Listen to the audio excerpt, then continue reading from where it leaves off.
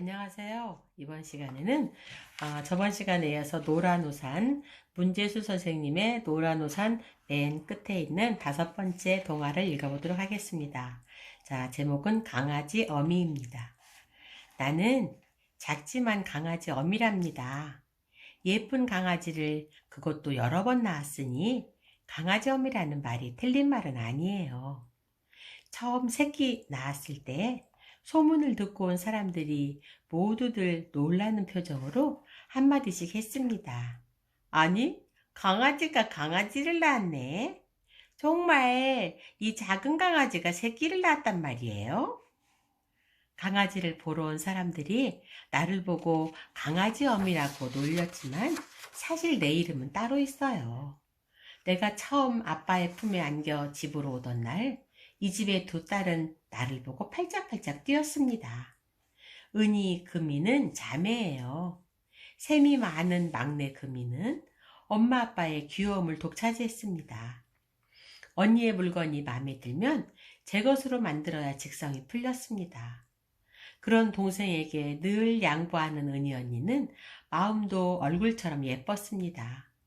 사람들은 은희보다 금이 얼굴이 더 예쁘다고 말하지만 얼굴만 보고 은희 언니의 마음이 얼마나 예쁜지를 모르는 걸 보면 사람들은 참 바보예요. 내 이름을 짓는 가족회의에서 생각해 놓았던 귀엽고 예쁜 이름들이 많이 나왔어요. 나리, 핑클, 쫑이, 세라, 금이와 은희가 종알됐어요. 잠자코 계시던 아빠가 양쪽에 모두 갈색 얼룩무늬가 있는 내 귀를 만지시며 바둑이가 어떠냐고 하자 두 자매는 촌스럽게 바둑이가 뭐냐고 난리가 났어요. 두 자매가 머리를 갸웃거리며 한참을 생각했지만 마음에 쏙 드는 이름은 떠오르지 않았습니다. 그런데 엄마는 어디 가셨어요? 이렇게 중요한 때 어디 가신 거예요? 금방 오실걸? 슈퍼에 강아지 먹이 사러 가셨거든. 띵동. 은희야, 엄마 오셨나 보다. 누구세요? 나야, 나, 엄마. 나야, 나. 어? 하고 은희가 엄마의 대답을 되뇌었습니다. 은희는 문을 열면서 나야, 나. 하고 혼잣말을 해보았습니다. 아빠, 이름이 생각났어요. 나나가 어때요? 예쁘지요? 은희의 말을 듣고 엄마, 아빠는 물론 동생 금이까지 모두 손뼉을 치며 좋아했어요.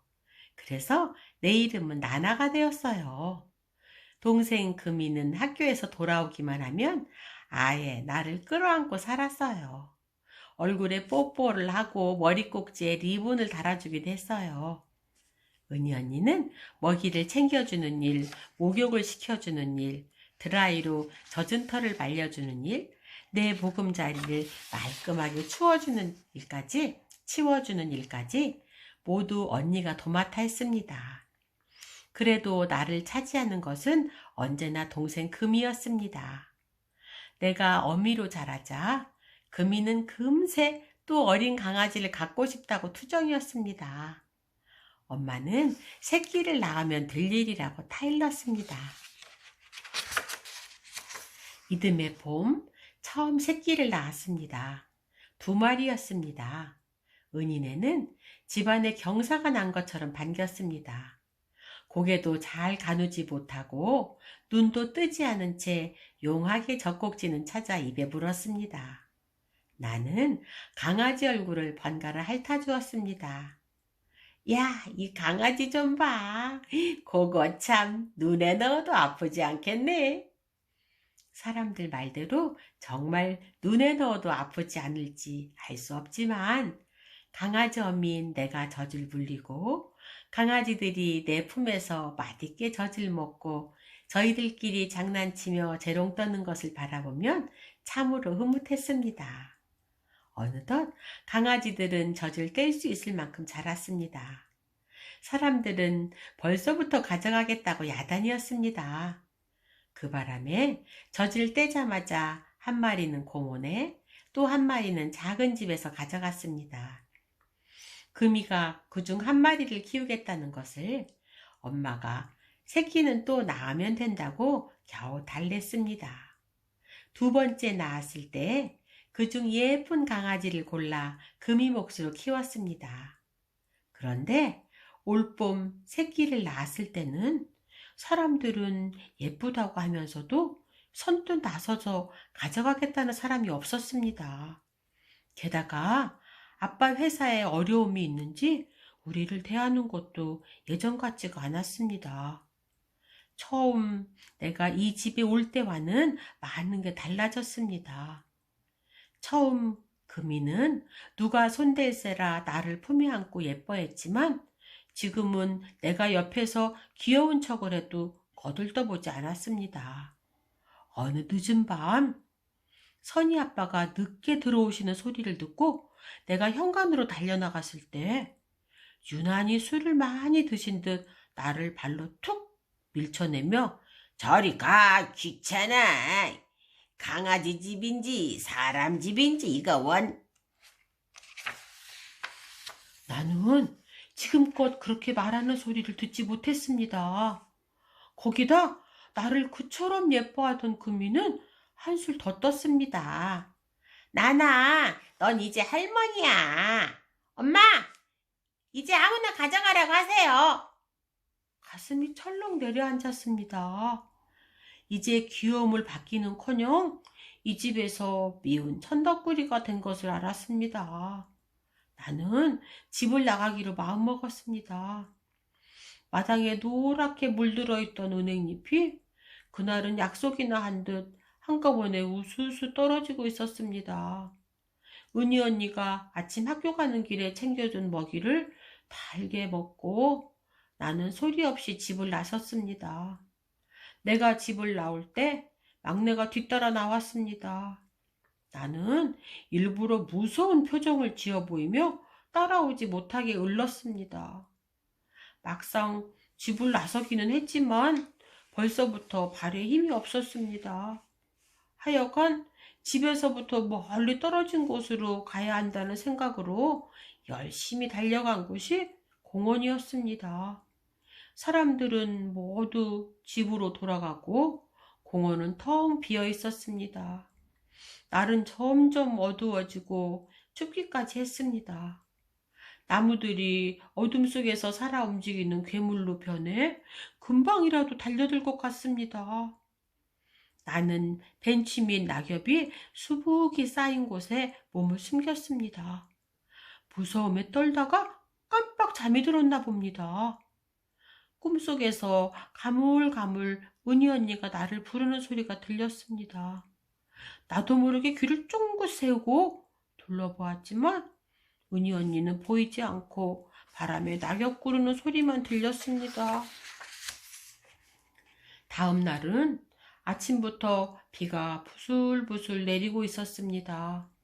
나는 집에서 더 먼 곳으로 무작정 걸어갔습니다.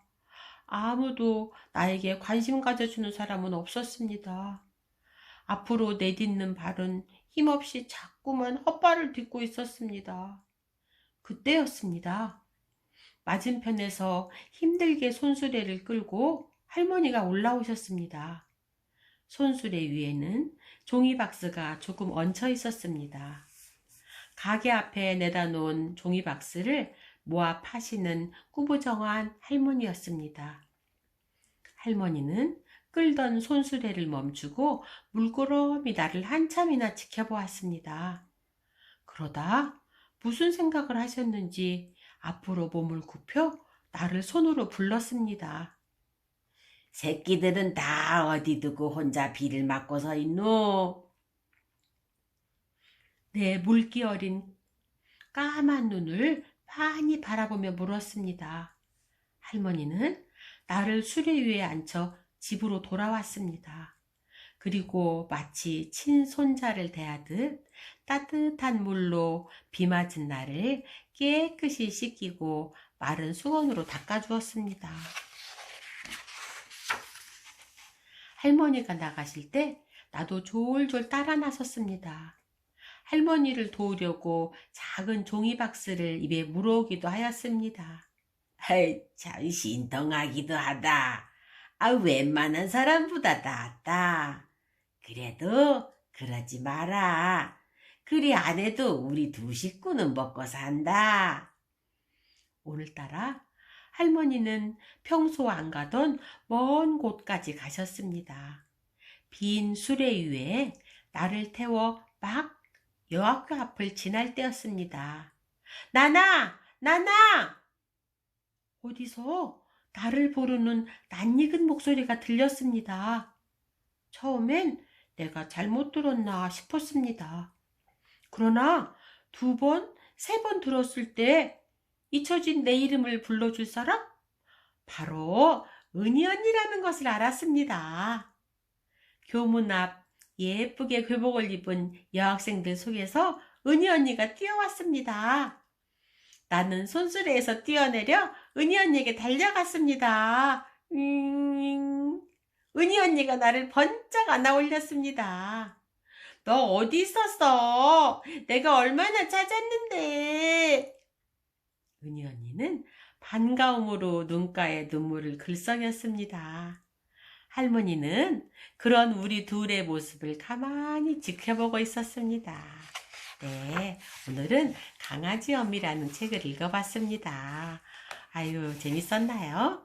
네, 다음 시간에 다시 만나요. 안녕.